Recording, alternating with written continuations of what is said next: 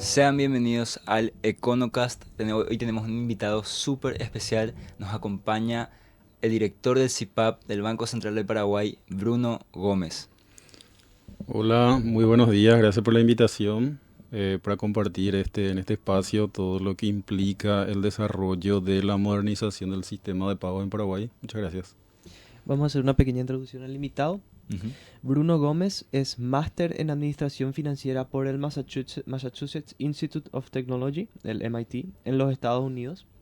Es considerada la mejor universidad del mundo por el ranking QS desde 12 años de forma consecutiva. Es licenciado en Administración de Empresas por la Universidad Nacional de Asunción, donde se graduó con honores obteniendo la medalla de oro gracias a un promedio general de 4,9 sobre 5.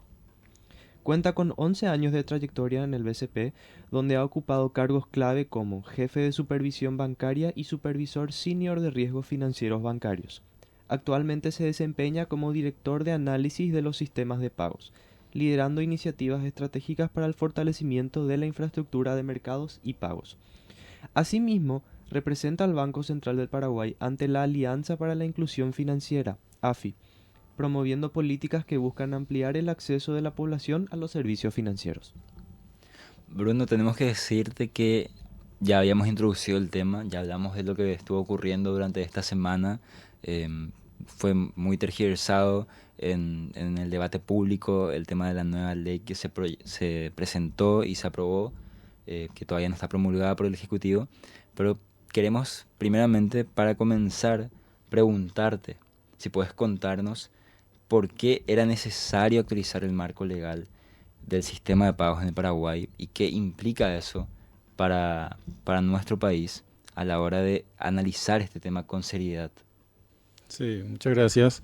De hecho que ayer a la noche ya se promulgó la ley por el ¿En presidente. serio? Sí, ya tenemos ley, la 7503 Ok. del 27 de este mes. Si recordarán, en el 2012 se promulga la ley 4595 que sienta las bases para que se pueda desarrollar un sistema de pago en el país. Este sistema de pagos, que bien le conocemos, es el CIPAP, Ujú. que es administrado por el Banco Central. Este sistema inicia con una característica de alto valor. Es decir, que básicamente la idea era tener un sistema para que los bancos puedan transferir dinero entre sí en un mercado interbancario. Ajá. Eso es alto valor. Se fue desarrollando el sistema, mejorando, ampliando los horarios. Era anteriormente hasta las 3 de la tarde, posteriormente hasta las 8, etcétera. Entonces en el Banco Central también era necesario un sistema de bajo valor, es decir, de transacciones pequeñas entre personas que permitan la agilidad en el movimiento del dinero. El Banco Central, en un esfuerzo, también incorpora un módulo al CIPAP, perdón, el de alto valor, el LVTR. Ujú. CIPAP es el sistema en su conjunto, el módulo de alto valor es el LVTR y el SPI es el de bajo valor. Esto tiene e impulsa el crecimiento también del uso de los sistemas de pago como un medio eficiente de transferencia de dinero y tiene un crecimiento brutal. Esto se implementa en el 2012. Tiene un crecimiento increíble en términos de uso por parte de la población, dado que es un bien público y gratuito. Así es. Y esto permite que la economía se vaya digitalizando cada vez más, que los comercios sean más propensos a aceptar pagos mediante medios electrónicos. También esto se suma al esfuerzo del Banco Central de establecer la norma de cuentas básicas, que básicamente lo que permite es, mediante la presentación de una cédula de identidad, ya se pueda aperturar cuentas bancarias, que es el mecanismo o el medio para guardar tus fondos y a través del sistema de pagos instantáneo, el SPI, mover tus fondos de un banco a otro. Así es. También esto ayuda mucho a la inclusión financiera, que es una política pública adoptada por el gobierno nacional en cuanto a que la política pública de inclusión financiera genera beneficios e incentivos en el país para lograr ese crecimiento económico a través de la reducción de la pobreza y también la formalización de la economía, Ujú. en términos de mayor acceso de la población a los servicios financieros a partir de estos medios de pago y a partir de ahí construir registros transaccionales que le permitan a los bancos conocer su perfil crediticio transaccional y de ese punto ofrecerle a los clientes mayores productos financieros como créditos, etcétera. Perfecto. Entonces, ¿cuáles serían los objetivos principales que busca esta nueva ley y qué cambios introduce respecto al régimen anterior? Sí, el sistema de pagos no implica solamente el CIPAP, Ujú. sino que el sistema de pagos que administra el Banco Central es un sistema dentro del conjunto de sistemas que pueden existir en el país. Y también existen en este ecosistema de pago muchos mercados de pagos o muchos sistemas de pago administrados por diferentes proveedores. Ahí tenemos el caso de las billeteras, las tarjetas de crédito, el CIPAP, otro sistema. Entonces era necesario tener un sistema, una ley que englobe todos los aspectos regulatorios de todos los sistemas y no solamente el sistema del Banco Central. Ujú. Entonces ahí donde inicia la idea de construir una normativa que dé las facultades al Banco Central para poder regular todos los sistemas y todos los servicios de pago en conjunto existentes en el país. En ese marco, en el 2012, cuando se aprueba la ley 4595, tenía un enfoque más direccionado a la regulación del sistema de pagos administrado por el Banco Central Ujú. y todo el otro ecosistema de pagos o todos los otros sistemas de pagos que también existen en el país crecieron, se desarrollaron, contribuyeron bastante también a la digitalización, a la inclusión financiera, pero en un entorno de desregulación. Entonces ahí es donde nace la idea de regular todo este ecosistema en su conjunto y la autoridad de aplicación ser el Banco Central. Entonces en ese contexto lo que busca la ley es que todos los mercados de pagos en el ecosistema global de pagos entonces actúen bajo ciertos principios esperados de competencia, de seguridad, porque la seguridad es un tema muy importante ahora por los múltiples casos de fraude, de ciberataque, también en un marco de eficiencia, en un marco de buen funcionamiento, con el objetivo de promover la digitalización de la economía y también la inclusión financiera. Ujú. Bajo ese marco de lograr esos objetivos, entonces también en la ley se incluyen ciertas atribuciones que tiene que tener el Banco Central para poder lograr esos objetivos de competencia, esos objetivos de seguridad, etcétera. Entonces, a partir de ahí es donde se incluye en el artículo 4 las competencias necesarias a efectos de que el Banco Central pueda lograr estos objetivos. ¿Cuáles serían específicamente las atribuciones que el Banco Central necesitaba para poder tener este nivel regulatorio que antes no tenía con la antigua ley? Sí, así mismo. En esta nueva ley se incorporan atribuciones relacionadas con la regulación de todo el ecosistema en su conjunto, no solamente regulaciones direccionadas a la promoción y el desarrollo del sistema de pagos del Paraguay, que es un sistema administrado por el Banco Central.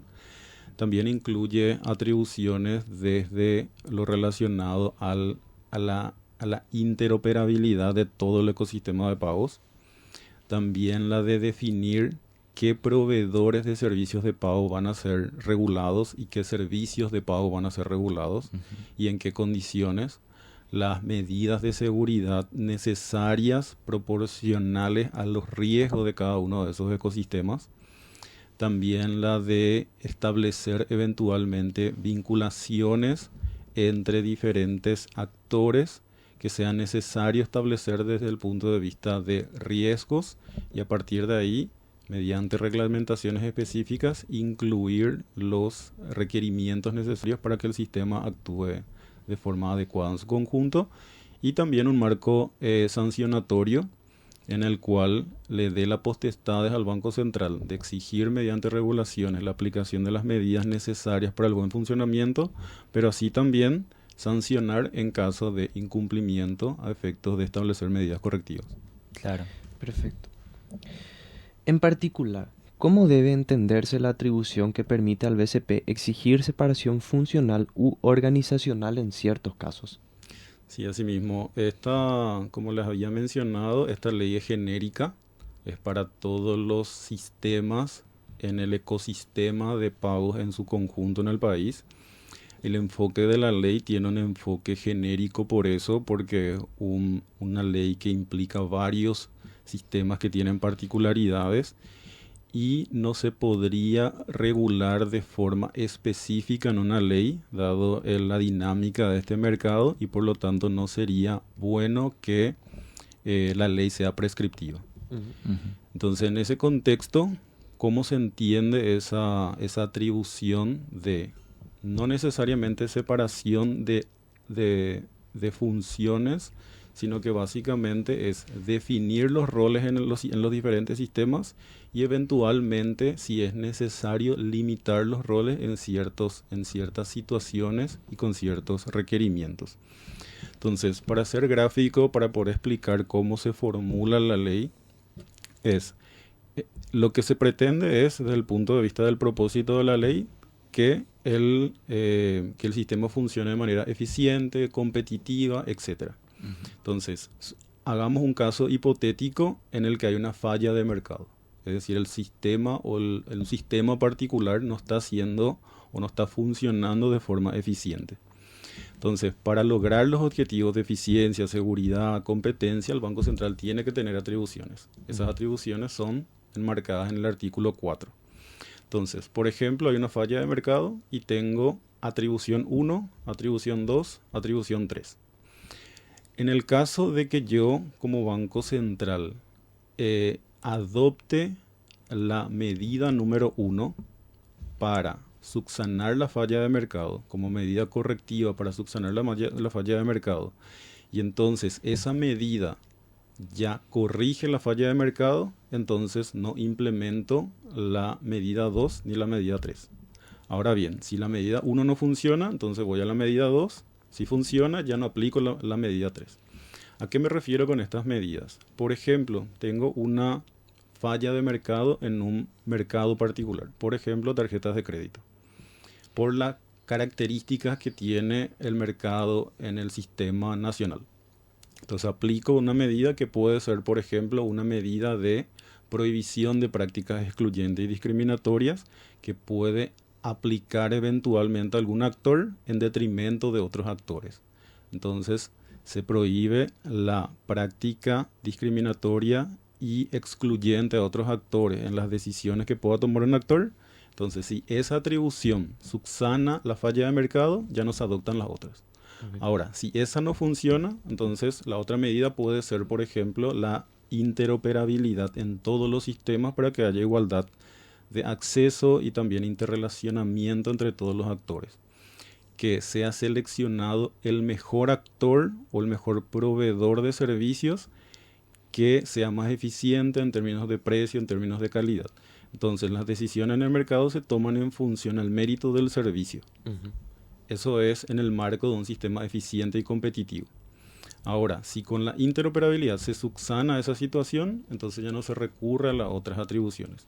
Pero si con eso no se subsana, entonces vamos de vuelta a la atribución específica de la separación o limitación de funciones, de roles particularmente.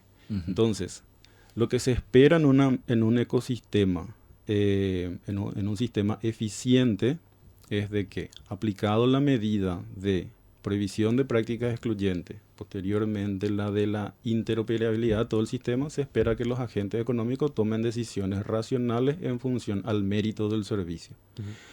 Pero cuando entre las opciones que hay en el sistema, una de las opciones es propiedad tuya, entonces podría darse la posibilidad de que los agentes económicos, cuando seleccionen el producto o servicio a contratar, no se base desde el punto de vista de una racionalidad económica, sino a un vínculo de propiedad. No necesariamente está mal que yo tome decisiones de vínculo de propiedad, pero lo que se tiene es de que, en el ejemplo A de proveedor de servicios es menos eficiente que el B, pero que el B es mío. Entonces yo estoy favoreciendo la elección de un proveedor en función al vínculo de propiedad y no a la eficiencia de la prestación del servicio. Eso que genera que la opción B, que puede ser mucho más eficiente que A, no es elegido a pesar de que sea el mejor, a pesar de que haya hecho las inversiones necesarias para poder ser más competitivo que las otras opciones en el mercado. Entonces, al no ser elegido por mérito del servicio, porque existe una irracionalidad en la elección por vínculo de propiedad, entonces genera desincentivos en este actor. Entonces, en ese marco, dado que persiste la falla del mercado, entonces la atribución particular, inciso E, lo que busca es corregir esa falla de mercado en el sentido de evitar conflictos de intereses en la toma de decisiones a efectos de separar las funciones o los roles de los diferentes actores en el ecosistema a efectos de que se tomen decisiones racionales y no en función a vínculos de propiedad por conflicto de interés. Entonces, en lo que se busca realmente con este inciso, con esta ley, es una eficiencia del mercado del sistema de pagos. Sí, así mismo. Eso es el propósito principal y las atribuciones que le había mencionado responden a ese propósito de búsqueda de eficiencia. Entonces acá es un poco importante resaltar esto porque quizás muchos se cuestionen de que si eventualmente en ese inciso E podría no ser utilizado, ¿cuál es el fundamento de que esté presente en una ley? Y es por eso, en el sentido de que tenemos una falla de mercado. Si tenemos tres opciones y la una y las dos ya subsanan la falla de mercado, ya no es necesario que se aplique la tercera, que podría ser la definición de la limitación de roles. Pero en el caso de que la 1 y la 2 no funcione y si no existiera en la ley la atribución del Banco Central de poder limitar los roles, entonces el mercado seguiría siendo ineficiente porque ya no tendría atribuciones para poder implementar otras medidas correctivas para finalmente subsanar la falla de mercado. En el caso hipotético, obviamente, esperemos que nunca se llegue a eso, pero de que se tuviese que llegar a esa medida, por ejemplo, el proceso sería de, por ejemplo, socializarlo. Hay un canal, un debido proceso. ¿Cómo vendría a ser en la realidad la implementación de una medida como esa?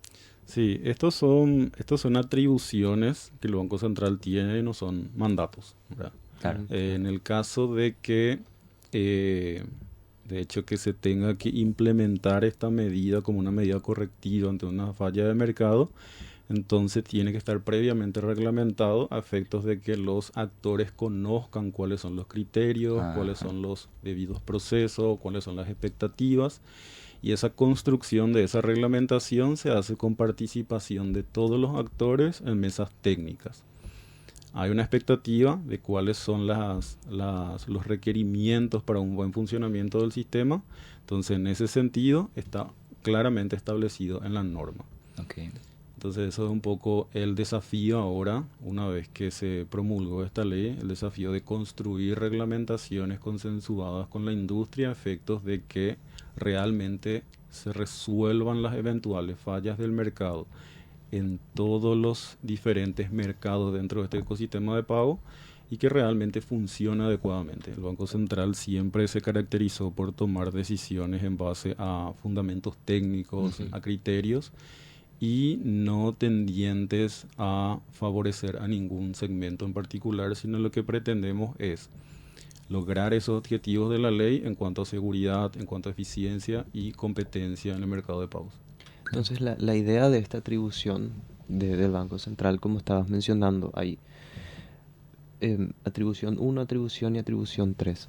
La tercera ya vendría a ser la última instancia en caso de que las otras dos fallen. Así mismo. Ujú. Es en el caso de que todas las atribuciones ya implementadas no consiguieron corregir la falla del mercado y el mercado sigue siendo ineficiente. Entonces, lastimosamente se debería implementar la última medida porque las anteriores ya no corrigieron. Ajá. Y con el propósito firme de eventualmente separar los roles para evitar conflictos de intereses. Ujú. Pero esto no implica tampoco que uno tenga que decir, adopto esta medida con la intención de que la separación de roles implique separación de las diferentes unidades de negocio en una empresa. Mm. Esto, en la reglamentación, se tiene que establecer los criterios también de gradualidad. Ok. Por ejemplo, una primera medida, aplicando ya el inciso E, puede ser que que ambos roles en una empresa que cumple ambos roles tenga que separar contabilidad. O sea, que las contabilidades de ambas empresas sean separadas a efectos de que no se tengan, por ejemplo, subsidios cruzados en detrimento del establecimiento eficiente del precio en el mercado. Ujú. Eso puede ser una medida. La otra medida puede ser la de gobierno corporativo, que no se puedan compartir ejecutivos en los diferentes roles para que no haya conflictos de decisión conflictos de intereses en la toma de decisiones. Sí. Entonces, gradualmente también se van aplicando medidas con relación a evitar el conflicto de intereses. Y en el caso de que se adopte este principio, tampoco implica de que un actor tenga que necesariamente solamente tener un rol, sino que puede limitarse a 2 roles, puede limitarse a 3 roles, eso dependiendo mucho de las características y también definidas en la reglamentación. Ujú. Y en el caso de que el Banco Central tenga que limitar los roles de los diferentes actores, entonces también lo que se busca es de que, como dice el último párrafo de ese inciso, que el Banco Central solicita a los actores presentar un plan de separación estructural. Ok. Es decir, que son los propios actores que dicen cómo voy a resolver esta situación de conflicto de interés a efectos de que el mercado funcione eficientemente. Claro.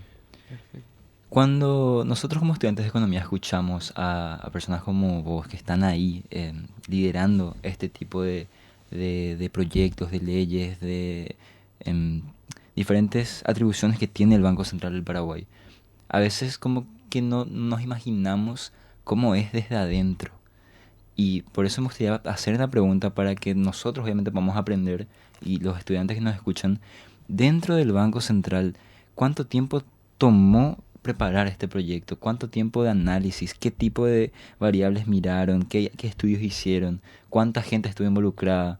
Porque obviamente siempre se toma al Banco Central como la institución más técnica que tenemos y es así, pero a la hora de preparar este tipo de cosas, ¿cuál es el manejo que se tiene desde ahí? Sí, particularmente lo que siempre se busca es tener fundamentos técnicos y también entender las características del mercado en función a construir una ley como esta. Ajá. Primero se hace una evaluación de todo el ecosistema, es decir, conocer las características particulares de cómo funciona no solamente el mercado de tarjetas, sino los otros mercados y la necesidad de una regulación. Entonces, en ese sentido, se hace una evaluación particular de la industria y también se compara con otros países, qué características tuvieron esos países y cómo eventualmente esas medidas implementadas para poder subsanar ciertas fallas de mercado podrían ser replicadas en el país. Con estos elementos también se comparte y se analiza con organismos internacionales, porque el Banco Central tiene asistencia técnica también de organismos internacionales como el Banco Mundial, el FMI, el BID, etcétera. Ellos también tienen expertos. Sí. Se contratan también a especialistas para conocer sus diferentes perspectivas y también el enfoque técnico del Banco Central, de sus diferentes funcionarios con ese perfil técnico, se comparte con otras áreas, principalmente el área jurídica, si todo está en el marco de lo que establece la ley, de que no se contraponga con alguna ley nacional, y se construye en consenso. Lleva como 2, 3 años construir los fundamentos técnicos para tener realmente una ley que sea lo suficientemente amplia, que dé las facultades al Banco Central para poder actuar en este mercado, persiguiendo esos objetivos de eficiencia, competencia, etcétera, y particularmente de que todas las características puntuales que hacen a un mercado en específico estén establecidos en una reglamentación y no en una ley por la dinámica que tiene este mercado. Entonces es un proceso estructurado de análisis, de estudio y de una charla consensuada para finalmente crear lo que es un proyecto de ley. Sí, así mismo. Bastante diálogo interno Y para pasa por poder... muchísimos canales, Sí. muchísimos filtros también. Sí, así mismo. Y eso es bueno porque cada uno da su perspectiva en en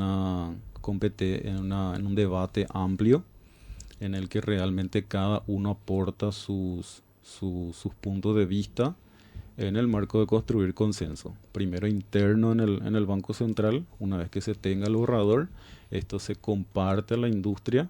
Esto se compartió en diciembre del año pasado hasta enero de este año. Fueron un mes de consulta en que cada uno de los actores manifestaron sus opiniones sobre cada uno de los artículos. Recepcionamos esos comentarios y se hacen modificaciones a efectos de que sea lo más consensuado posible también con la industria. Claro.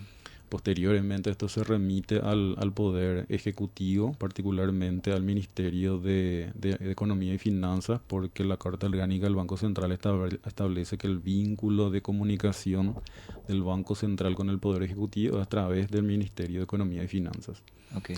También ahí su unidad jurídica evalúa los aspectos técnicos y también los aspectos regulatorios, de que no se contrapongan con leyes, con otras leyes nacionales, otras normas. Hay también comunicación técnica con ellos. Esto posteriormente se pasa a la Presidencia de la República. También en su unidad jurídica se evalúa, también se hacen los análisis correspondientes y posteriormente se comparte con el Poder Legislativo. Que en ese ámbito, de vuelta en las diferentes comisiones, se hacen el análisis correspondientes por los técnicos que acompañan a cada uno de los representantes nacionales, también en mesas de consulta a los involucrados. Ellos remiten también solicitudes de parecer técnico a cada uno de los organismos involucrados, a la CONACOM, al Banco Central, también en este caso particular a la Asociación de Bancos o otros actores, a las diferentes cámaras, para recepcionar ese parecer técnico, se evalúa y en función a eso se somete a votación en la plenaria. En las instancias previas que estabas mencionando, dentro de lo que fue el trabajo del Banco Central con organismos multilaterales, el mismo trabajo interno, todavía ahí no existe comunicación técnica entre el Ministerio de Economía y también la presidencia para hacer revisiones de la ley. Recién, o sea, el Banco Central termina un proyecto, por ejemplo, un borrador del proyecto de ley, y envía eso al Ministerio de Economía y Finanzas. Ahí ellos dan su parecer y eso pasa a la presidencia y ellos ahí también dan su parecer. Sí, así mismo. En el marco de la asistencia técnica se hace internamente en el Banco Central, en conjunto con estos organismos técnicos. Posteriormente se traslada al Poder Ejecutivo, Ministerio de Economía y Finanzas y el Poder Ejecutivo, en donde hacen revisiones de consistencia legal, pero en aspectos técnicos particulares para poder hacer ese análisis de consistencia legal. Entonces hay también comunicación constante con el Banco Central a efectos de que lo que se busca en aspectos técnicos que estén incorporados en la ley sean realmente reflejadas desde el punto de vista de redacción jurídica. Entonces es un poco, si uno hace la evaluación de lo que estaba inicialmente en el borrador propuesto por el Banco Central y lo que existe actualmente como redacción, en el la versión inicial establecía de que el Banco Central puede definir y limitar los roles. Era una redacción genérica. Sin embargo, cuando se hace la revisión, se incluyen otros aspectos que dan mayor precisión o mayores criterios para efectivamente cumplir con la expectativa de que el Banco Central tenga la atribución de poder intervenir cuando hay conflictos de intereses como medida correctiva ante una falla de mercado. Es decir, que inicialmente decía definir y limitar los roles. Era muy amplia la redacción. Sin embargo, con la incorporación de los otros párrafos en ese inciso, lo que se hace es de que el fundamento técnico que inicialmente se tuvo realmente refleje una redacción jurídica para que el Banco Central tenga establecido realmente esa atribución para perseguir ese objetivo de que el sistema sea eficiente, competitivo, y que la atribución logre esa expectativa de que al ser aplicada de forma gradual, entonces cumpla ese objetivo de que se prevengan los conflictos de interés en la toma de decisiones en el mercado. Entonces, la redacción y la eventual aprobación de la ley fue un proceso extremadamente estructurado, riguroso y que está bien delimitado en todos sus diferentes pasos. Así mismo. Cumplieron todas las etapas y de hecho lo que en todo proceso legislativo también se suele hacer es la audiencia pública. Pero en este caso particular lo que se dio es de que cuando remitimos el borrador del proyecto de ley desde el Banco Central al sector, al recibir los comentarios, todos los comentarios fueron positivos y ninguno negativo. Okay. Y si eran negativos, eran cuestiones de forma que se podría eventualmente corregir, pero lo que se obtuvo como comentarios generales fueron realmente de que era necesario esta ley a efectos de la regulación del ecosistema. Cuando va también a la Cámara de Senadores y también en las diferentes comisiones, se comparte con la industria, se comparte con los diferentes actores del sector público. La CONACOM particularmente emite un parecer favorable de que era necesario esta ley. Y también no hubo en esas instancias comentarios que sean necesarios para poder confrontar las ideas en una audiencia pública. Es decir, en la construcción de todos estos procesos, todos los agentes estuvieron realmente de acuerdo en cada uno de los incisos y en cada uno de los artículos. Cuando hay una posición diferente y se presenta, y que también los actores están en todo su derecho de presentar, es una vez que se aprueba esto en la Cámara de Senadores. Entonces ahí es donde se presenta esta situación en particular del sector, de la preocupación que tiene con relación a el inciso E en particular del artículo 4. Sí. Pero a mi entender fue una cuestión de miedo a lo que eventualmente podría suceder sobre este inciso en particular. Pero como se argumentó en esta charla con ustedes, el propósito es claro, tiene un fundamento técnico y básicamente es a efectos de evitar un conflicto de intereses en el mercado ante una falla de mercado. Claro, y aparte es la medida de última instancia, cuando todo lo demás falla. Claro. Y justamente comentaste recién sobre que se dio ese miedo, se dieron esas inquietudes de los actores del mercado. Esa tensión. ¿Cómo respondió el Banco Central o cómo responde a estas inquietudes? Sí, el Banco Central ya cumplió las instancias de remisión del borrador, de los aspectos técnicos y el trabajo. Y entonces ahí la instancia de diálogo es el Poder Ejecutivo, porque ellos son quienes toman las decisiones y ya hacen el análisis correspondiente. En todo proceso legislativo, también las diferentes cámaras pueden incorporar modificaciones, pueden establecer medidas que ellos también consideren oportunas.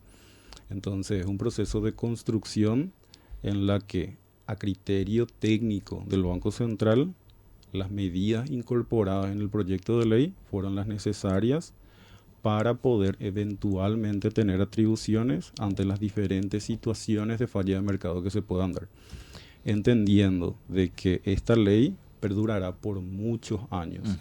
Entonces, las situaciones que se puedan presentar en el futuro no necesariamente puedan coincidir con la que tenemos en el presente. Claro.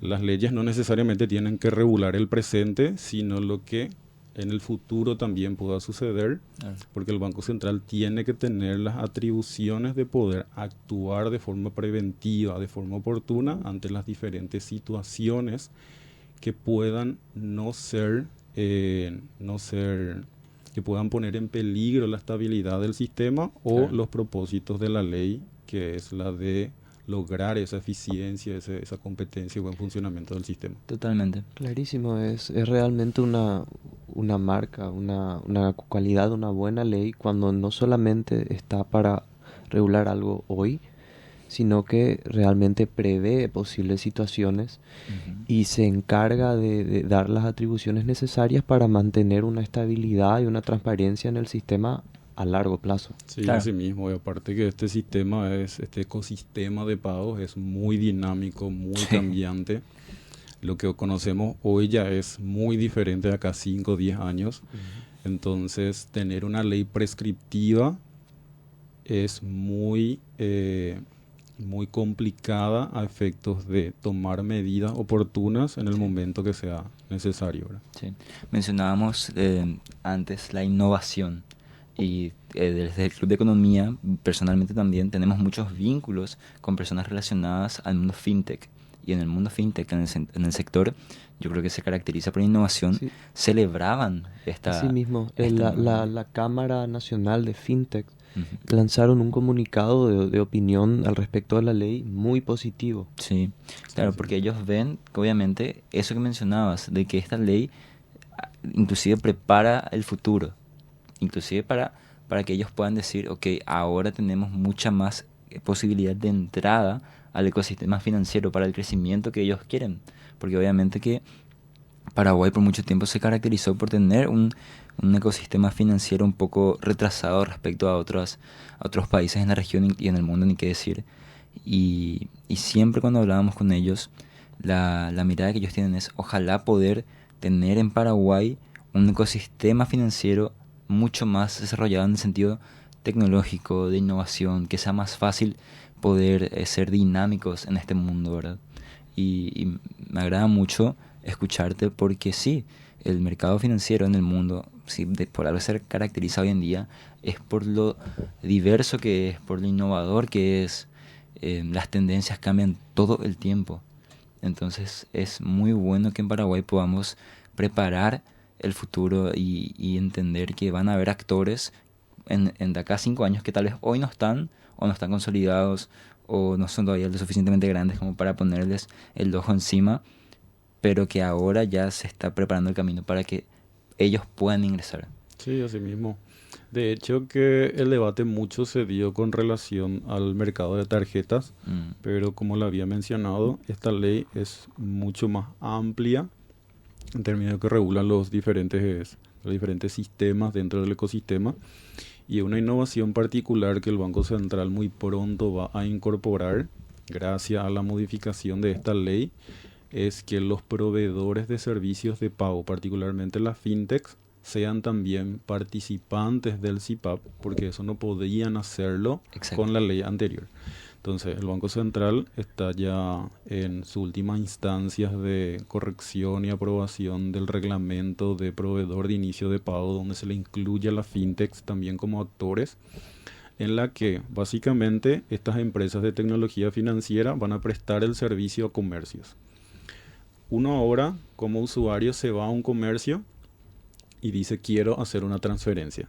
Y hay dos modalidades. La modalidad de solicitar al comercio que te dé su número de cuenta, cédula, etcétera. Entonces le hacen la transferencia del dinero para la compra de un producto o servicio. La otra innovación que el Banco Central implementó es lo relacionado con el alias. Uno va al comercio, le solicita el alias y ya se puede realizar la transferencia. La otra innovación es el QR, que Sí. ya está por salir, pero este QR es para realizar transferencias. Es decir, que el comercio te despliega un QR y ya se puede transferir el dinero. ¿Cuál es el rol que cumplen estas fintechs en este ecosistema?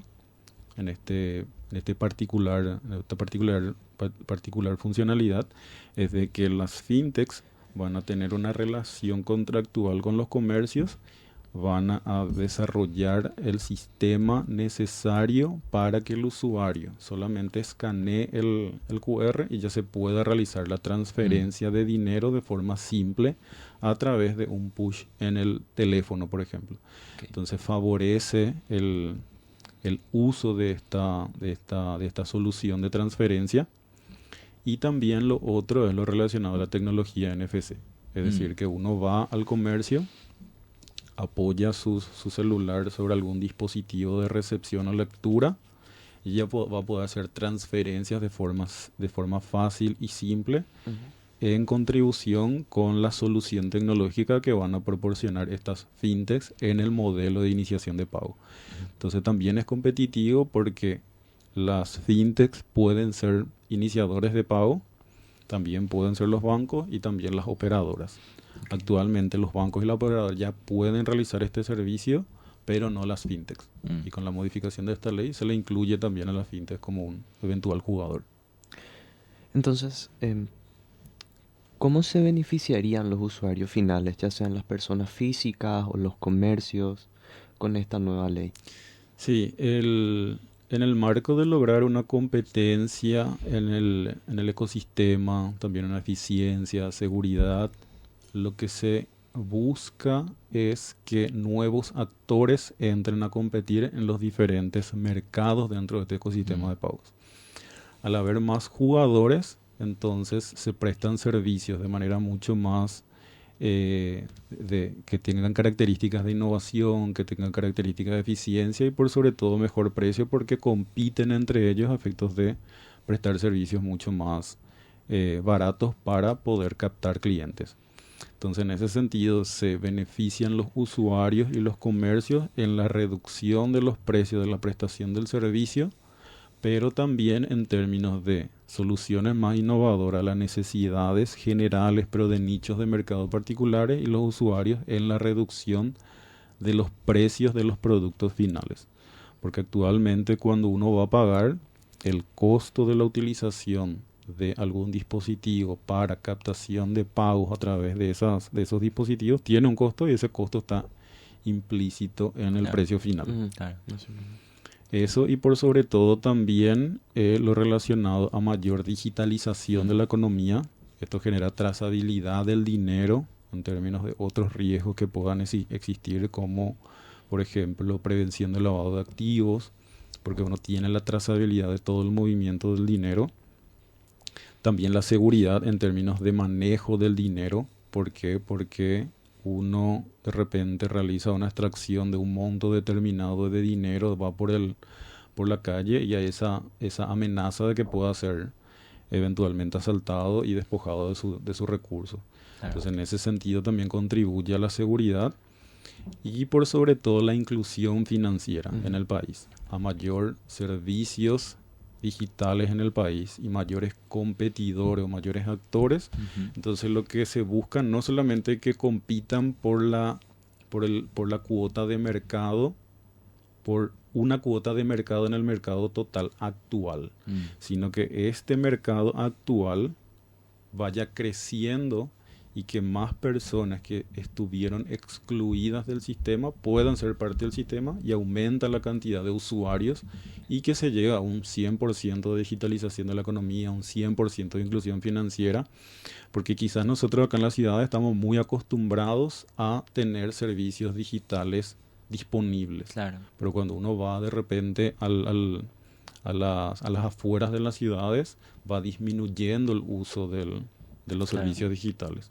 Entonces a mayores actores van a poder ofrecer soluciones a medida de estas personas para que sean incluidos financieramente. Y nosotros como futuros economistas y vos desde tu rol en el Banco Central sabemos muy bien que la innovación y la competencia son los que generan eficiencia en un mercado. Sí, así mismo. Exacto. Ese es el propósito principal de lograr esa eficiencia y por sobre todo en libertad de acceso, eliminar esas barreras de acceso en los diferentes mercados de pago para que haya ese ingreso de nuevos competidores que innoven y que cada uno se busque y se gane su lugar en términos de competencia sana, con reglas claras y que no sean sujetos a limitaciones estructurales del Mm, sistema, que el Banco Central pueda intervenir cuando sea oportuno a efectos de que realmente se logre esa competencia. claro. Es una democratización de oportunidades. Mencionábamos antes, yo creo, una frase que ya se quedó para nosotros, que es la competencia nos eleva.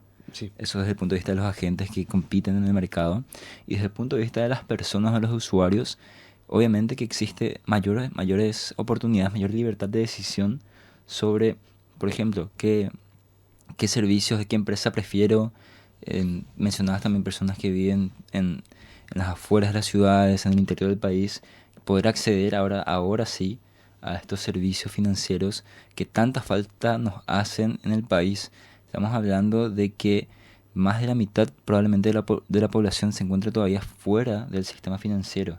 Y ese es un mal que debemos terminar y el mercado bien reglamentado, con un campo de juego bien estructurado, tiene que competir sanamente para llegar a todas esas personas, ¿verdad? Que hoy no están, pero mañana van a estar. Sí, asimismo, mayor cantidad de competidores, mayor innovación, mayor seguridad, mayor competencia, va a hacer de que esas personas que ahora están excluidas del sistema puedan realmente tener soluciones digitales que le permitan acceder a este ecosistema de pagos. Total. Y ya para ir cerrando, teníamos en mente que la ley probablemente iba a ser promulgada en la semana que viene. Tenemos la noticia que fue promulgada Sí, ayer por la ayer. noche. Sí. Ya tenemos ley, ya es ley en el país. ¿Cuáles son los siguientes pasos ahora? ¿Reglamentar? ¿Qué se va a reglamentar? Sí, se tiene que reglamentar la ley. De hecho, que ya estamos trabajando en eso. Ujú, Ahora el siguiente paso es trabajar con los diferentes actores en ujú, mesas técnicas y también socialización de las reglamentaciones. Y uno de los pilares fundamentales de esta ley es lo relacionado con la interoperabilidad del sistema. En ese sentido, entonces, una de las normas es la relacionada a la interoperabilidad. ujú. Ya estamos trabajando en eso y muy probablemente sea compartido con la industria en algunos meses para poder obtener su retroalimentación y también trabajar en mesas técnicas porque son aspectos bastante técnicos desde el punto de vista de interoperabilidad del sistema. Exactamente. Excelente, me parece, dando un poco una pequeña conclusión, me parece una ley que, como dijiste muy bien, democratiza el acceso y democratiza este mercado Ujú.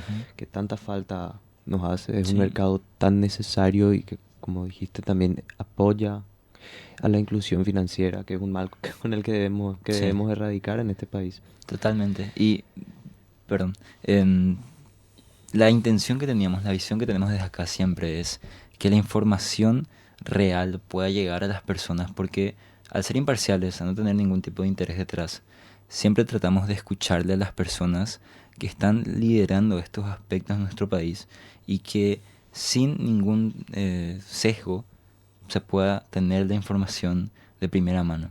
Entonces, siempre le agradecemos al Banco Central del Paraguay por su buena predisposición siempre que les hemos pedido apoyo, información, invitaciones que les hemos enviado a diferentes directivos, se han prestado para poder comunicar este tipo de cosas que son tan necesarias, porque de repente en otro tipo de medios tradicionales se les invita, sí, pero se les deja hablar, no sé. Obviamente eso es vidrioso y están muchas cosas involucradas en esos aspectos, pero te agradecemos porque nos diste del sí, el Banco Central le pareció bien, la información pudo llegar, pudiste comunicar. Obviamente todos estos aspectos que por ahí no se han hablado en la semana porque sabemos, las cuestiones técnicas de repente no son las que más venden, pero son las que nos ayudan a entender de verdad este tipo de proyectos. Sí, así mismo, de que todo lo plasmado en la ley tiene un fundamento técnico, tiene un porqué, y también que fue trabajado con personal técnico del banco.